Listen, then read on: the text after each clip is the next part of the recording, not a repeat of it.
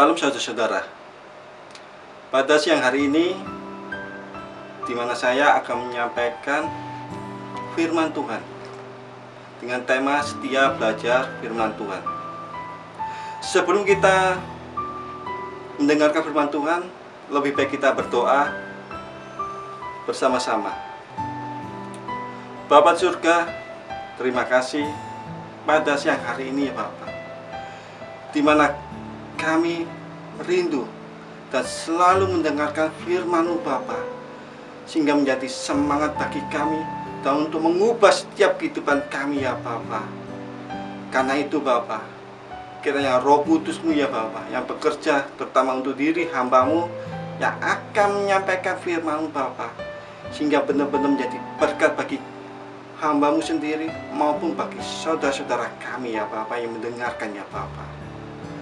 Kiranya hikmat yang bekerja setiap diri kami ya Bapa, sehingga benar-benar menjadi berkat bagi kami ya Bapa. Terima kasih ya Tuhan, terima kasih.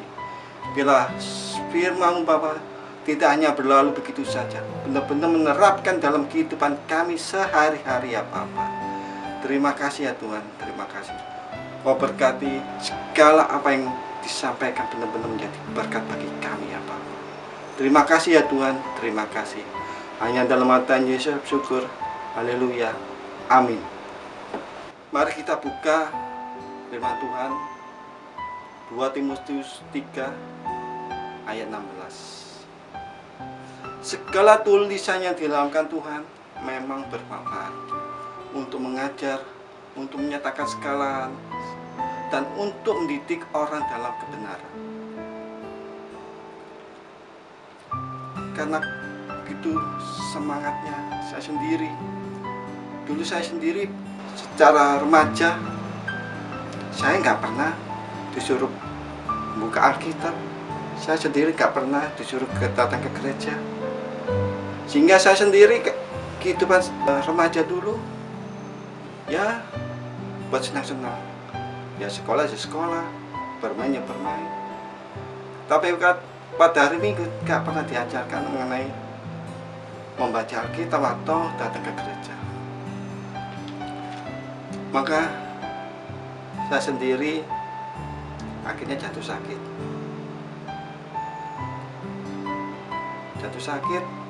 Dan saya sendiri pun sembuh dan tidak bisa melanjutkan sekolah karena itu pun berlangsung saat juga orang tua saya sendiri, yaitu bapak saya sendiri, jatuh sakit dan meninggal. Sehingga saya memutuskan tidak lanjut sekolah. Dan pada waktu itu juga di mana saya habis sembuh dari sakit, ada saudara om saya datang ke Surabaya. Dia datang dari Manado. Dia seorang vikaris. Dia menjelaskan mengenai ilusi jembatan, mengenai tentang siapa itu Tuhan Yesus. Saya sendiri secara manusia yang belum belajar firman Tuhan, saya tahu siapa Tuhan Yesus. Dia seorang Tuhan, tetapi bukan mengenal secara pribadi siapa Tuhan Yesus itu sebenarnya. Akhirnya dia menjelaskan siapa itu Tuhan Yesus. Dia sebagai juru selamat.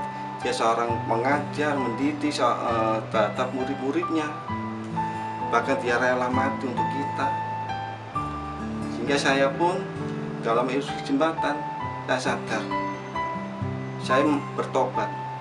Saya ingin kembali pada Tuhan. Saya nggak ingin hidup lagi seperti dulu-dulu. Maka itu saya menerima Tuhan Yesus secara pribadi. Itu pun tahun 99. Saya menerima Tuhan Yesus secara pribadi. Dan berapa bulan lagi saya dikenalkan dengan kakak saya tentang pelayanan Samgar. Saya diajak belajar, yaitu pembina saya pertama itu Kak Jemri.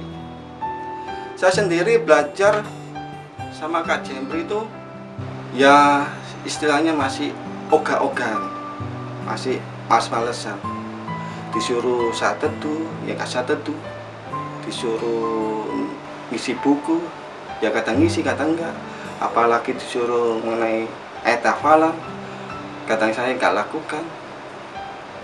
Itu pun ya masih belum sepenuhnya ada kerinduan untuk belajar, sehingga saya sendiri akhirnya memutuskan nggak belajar dulu, akhirnya off. Dan saya ditawari lagi dengan kakak saya untuk belajar lagi. Dalam hati saya memang ada hasrat untuk belajar firman Tuhan. Akhirnya saya bilang oke, saya mau belajar. Dan saya dikenalkan dengan Kak Donald, sehingga saya belajar kembali. Dan dia juga menjelaskan tentang saat teduh. Awal-awalnya saya saat teduh belum lakukan sepenuhnya, terutama dalam waktu. Kadang-kadang waktu saya ngambil di siang hari, padahal Kak Donald menyuruh untuk di pagi hari agar lebih konsentrasi.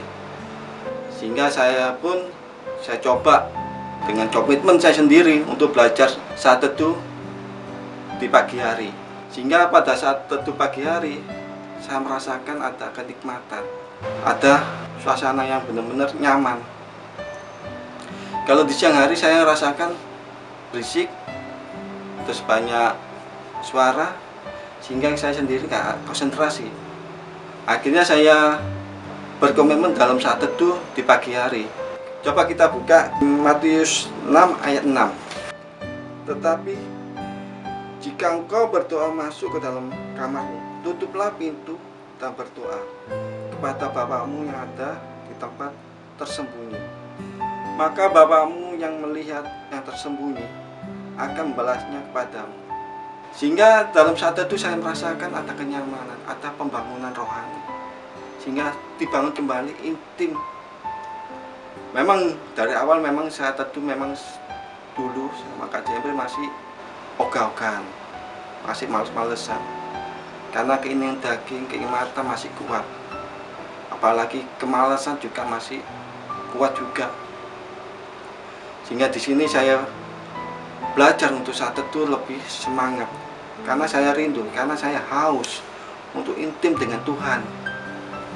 Sehingga saya sendiri pun komitmen untuk bangun pagi-pagi, sebab Tuhan Yesus sendiri pun juga membawa teladan, di mana Tuhan sebelum ayam berkokos dia datang pada Tuhan. Dan firman Tuhan pun juga menguatkan saya. Kita buka juga di Matius 4 ayat 4. Tetapi Yesus menjawab, ada tertulis, manusia hidup bukan dari roti saja, tetapi dari setiap firman yang keluar dari mulut Tuhan.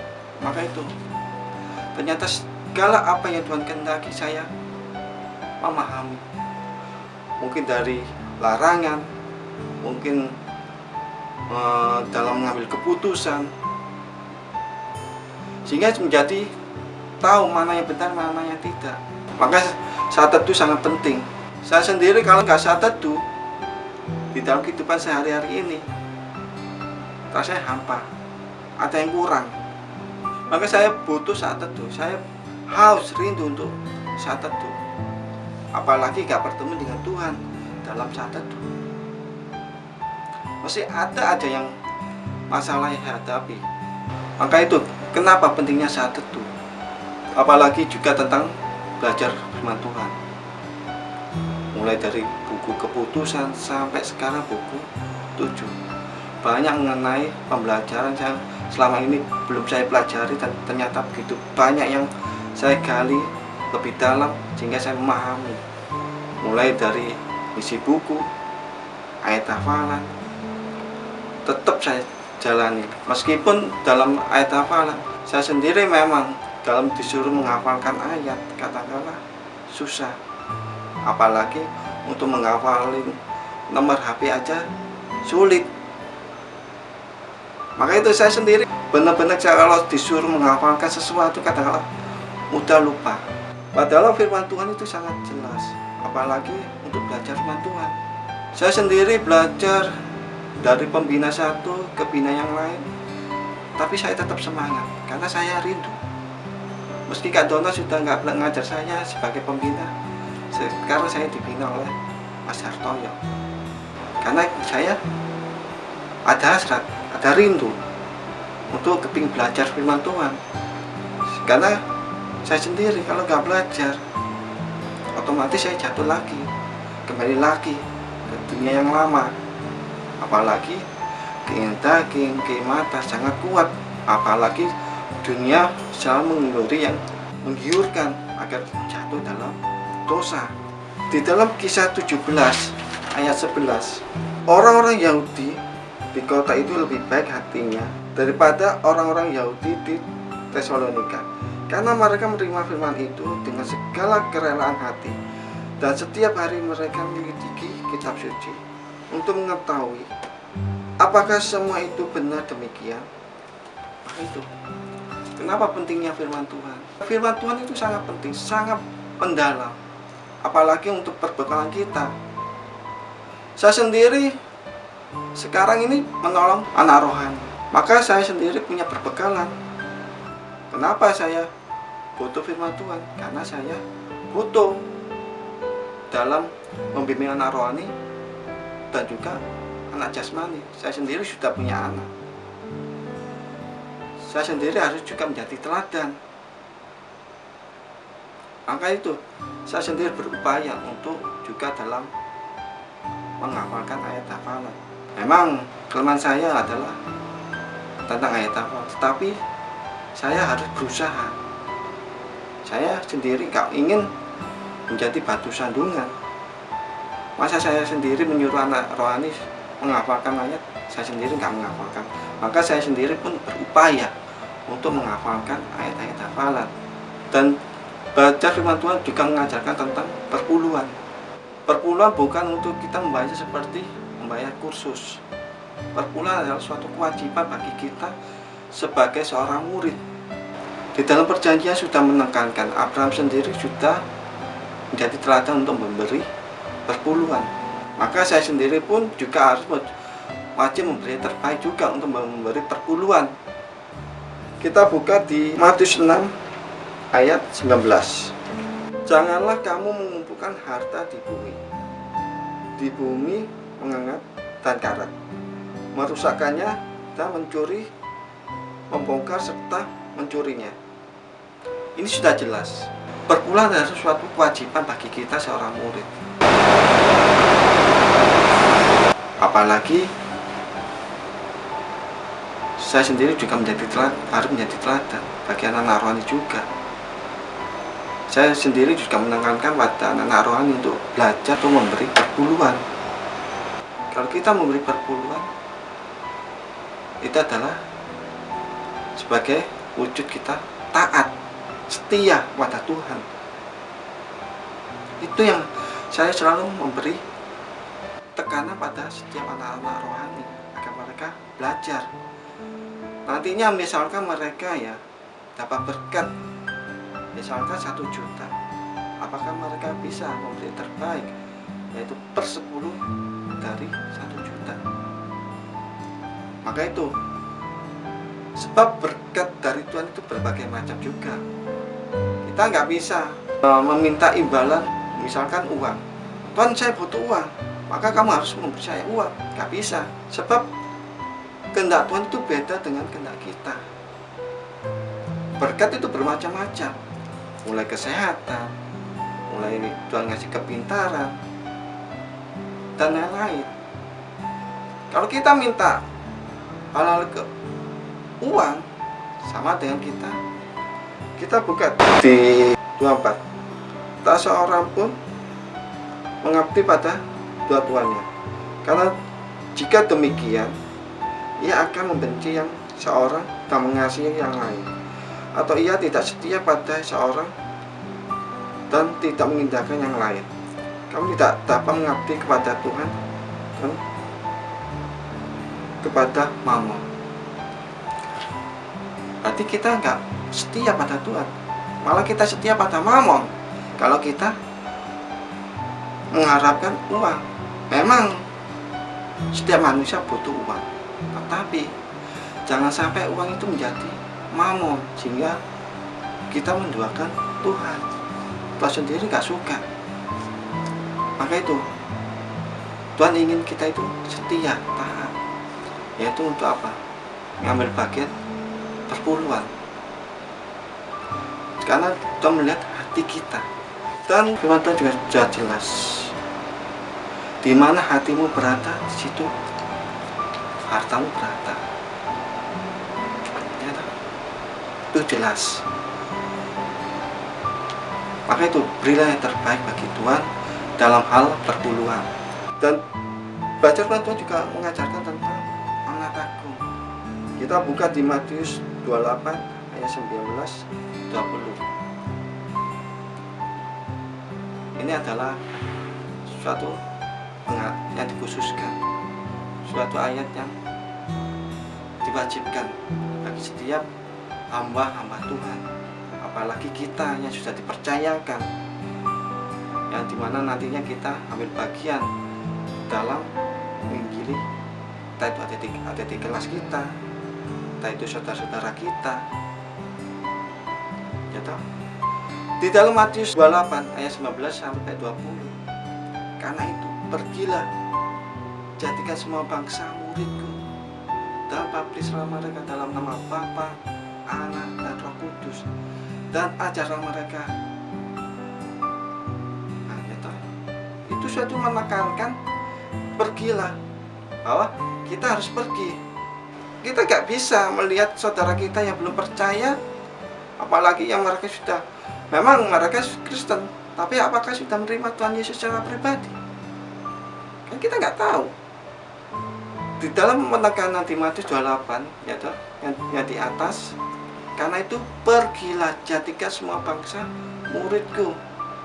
Nah, karena Tuhan sudah ngasih tekanan, apalagi suatu amanat agung, ada suatu kewajiban. Pergi, ya kita harus pergi. Kemana? Ya deket-deket dulu. Entah itu teman-teman kita atau saudara-saudara kita yang belum percaya, apalagi yang belum menerima Tuhan Yesus secara pribadi. Itu, maka itu kita lakukan. Saya sendiri pernah disuruh ya dengan Bapak Roni saya, Kak Dona. Awal-awalnya sih bingung gimana cara menjelaskan.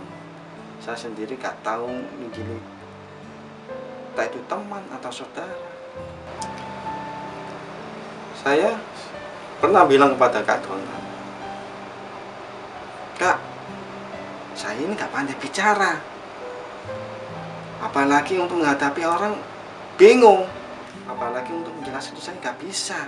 Tapi Bapak Roni saya sendiri terus coba. Tapi saya bilang, gimana caranya? Saya sendiri gak pandai bicara, apalagi secara pendidikan saya sendiri. Saya SMP, ijazah saya SMP. Saya gak pandai. Beda dengan yang lain, mereka hebat-hebat. Terus dia kasih contoh di dalam firman di dalam toko Alkitab. Kamu lihat Petrus, pekerjaannya apa? Nelayan.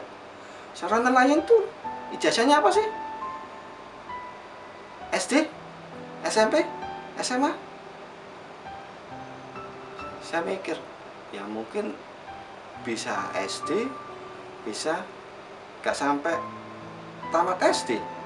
Nah, seorang nelayan kan pekerja kasar toh? Iya Kak. Akhirnya saya sadar, ternyata saya sendiri melihat tokoh Alkitab seperti Petrus, di mana dipakai Tuhan luar biasa. Iya ya, saya sadar, masa saya gak bisa? Memang saya sendiri, memang kelemahan saya yaitu gak pandai bicara, apalagi kadang-kala kalau bicara dengan orang, kadang-kala ada kata yang kalau bahasa Jawa itu reweli, gak jelas.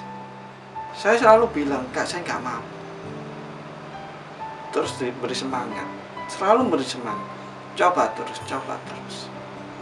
Akhirnya saya coba memberanikan diri, dan akhirnya saya sendiri pergi coba nginjili di mana tim Febe yang dulu adalah koordinatornya Mbak Anita.